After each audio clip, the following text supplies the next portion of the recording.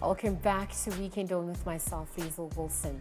Now, Zinhle Dijiani, of course, aka DJ Zinhle, has become one of the most celebrated female house DJs in South Africa. She's grabbed the attention of some of Mzansi's most respected DJs and producers and has managed to diversify quite extensively to different avenues as a businesswoman, an artist, and an overall female powerhouse. DJ Zinhle now joins us in studio to chat about her journey. Good morning. Thanks for joining us. Good. Thanks I for know inviting you're me. not feeling all too well. Yeah. Thank you. It's the consummate professional that you obviously have always been. Let's look at your trajectory, perhaps from starting as a DJ and diversifying at large. I mean, what does that journey look like and felt like for you to date?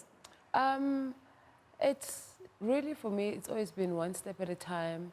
I've always been aware that there are opportunities that come up from what I do, and it's just about respecting that opportunity and grabbing the things that I can grab and run with. So it's really been a journey of learning, Yes.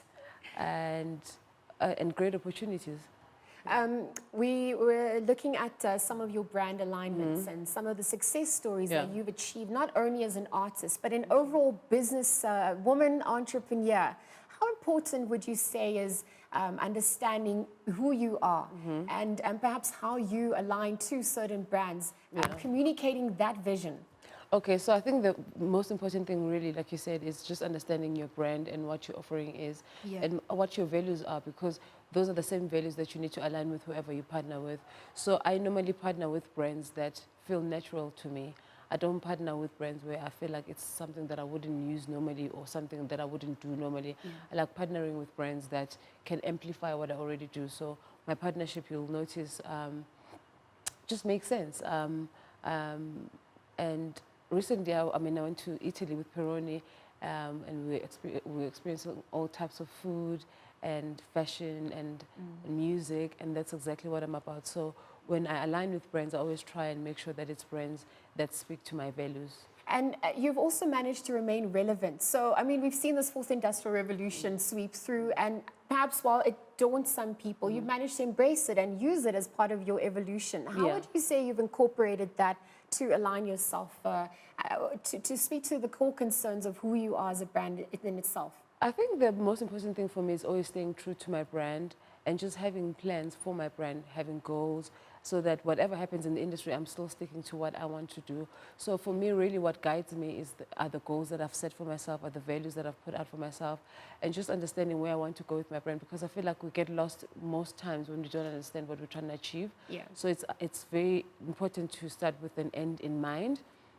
And that for me is a big thing for me and my team. So we work very hard to also just stay relevant and understand what's happening in our industry and how we can fit into whatever is happening. Yeah, I mean, it's also been said that people no longer just vote with their wallets. It's also where they're going to spend their time. So how do you ensure that your time is well spent? Because you juggle 1,012,000 things. Well, I mean, time is a big currency now. And just between being a mom and all the work that I do, it's a very big thing for me to manage my time. And the most important investment of my time is really Cairo.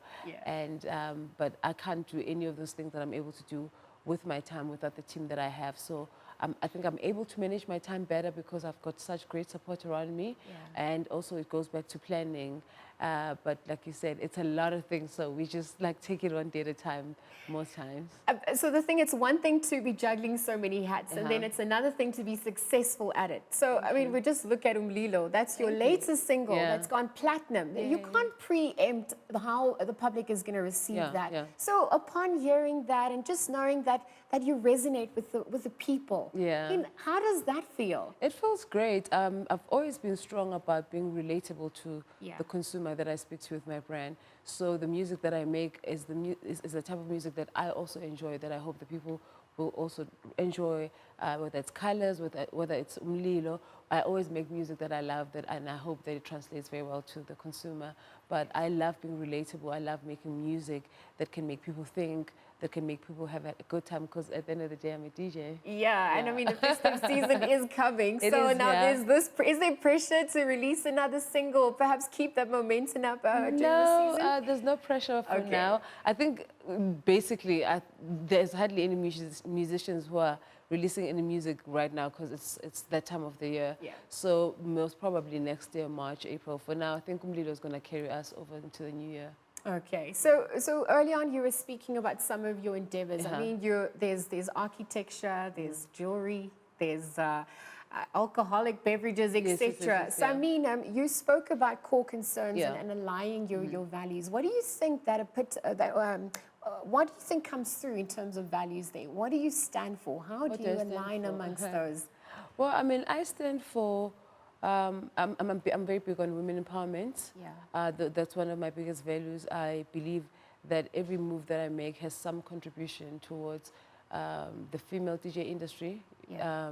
And it has grown very well, and I'm happy that I was able to contribute to that. But also, I work very hard. I believe in hard work. I believe in respect. I believe in planning. So, and I just believe in all the good things, really. So I always try and work with brands that also have the same passions. If you look at brands like Lifebuoy that are very passionate about saving children's lives. So I always work with brands that are passionate about the things that I'm passionate about. Having achieved so many successes to date, how do you define success? Wow, I think success is an ongoing thing. Okay. It's just ticking off the boxes every day for me. And Oskido said to me, you're only able to measure success by the number of people you've helped. So I think that's a good measure also to just see, just to be able to see that this person was here and I was able to assist them in this way for them to also launch themselves or do whatever they want to do with their careers. But for me, it's literally just ticking off a box every day. I made it on time to an interview. I woke up on time. All those I'm alive. I'm alive, yes. Yeah. So Zinhle, I mean, what can we expect then from you in the near future? The year sort of culminates now. So 2020 is literally on our doorstep. Yeah, well, it's a new year. And I said the last year, this year, I can't refer it. In 2019 was my year to travel, and I did travel a lot. That was my theme for the year. And when I realized that it happened, when I said my theme for the year is travel, and I travel so much, then I thought, okay, then my theme for 2020 has to be money. More, you mean more money? More money, but I've signed some very exciting deals that for next year, also in the alcohol beverage space. So that is exciting, and I'm looking forward to that. But more music, more shows. And yeah, and we just launched Cairo's watch. Oh, yes. Yeah. So we're going to be pushing that a lot now over festive season and going to the new year. Yeah. It's been said that when you understand who you are and there's clarity and you have the courage to communicate that clarity, that's when you become most impactful. Yeah, of course. I wonder, what do you think your life's legacy looks like at this point? What do you want to encompass at the end of it all? I think more than anything, I just want to be remembered for the person who had a large contribution towards women and their development and what they were able to believe about themselves or achieve for themselves. How do we contact you? Where do we find you? What are you doing in December? Are you in the country? I'm in South Africa in December, mostly doing shows. And also, I'm just like working hard to promote Europe by DJ's festive season, Gianni Atelier. I used to go to malls during the festive season and just watch people shopping, and I thought, how can I be part of this thing? How can I get some of this money that everyone is spending so much? So we are very big on festive season with my team, so we are locking down everything and working hard, and we'll only take a holiday in Jan. Okay, because my next question was, how do you strike a balance between all of this? I mean, it's at the end of the day, reality is you are busy, but you obviously enjoying what you're doing. I'm completely enjoying what I'm doing. I'm overworked at the moment, but I enjoy what I'm doing, and that's the important thing. That's one thing that carries me through with everything, that I actually enjoy what I'm doing. I could be in the car, I was sitting waiting to do an interview with you, and I was able to do some work on my phone. So when you enjoy what you do, you're able to do it at any time, and it's overwhelming at times, but it's what I love, so I enjoy it very much. Yeah.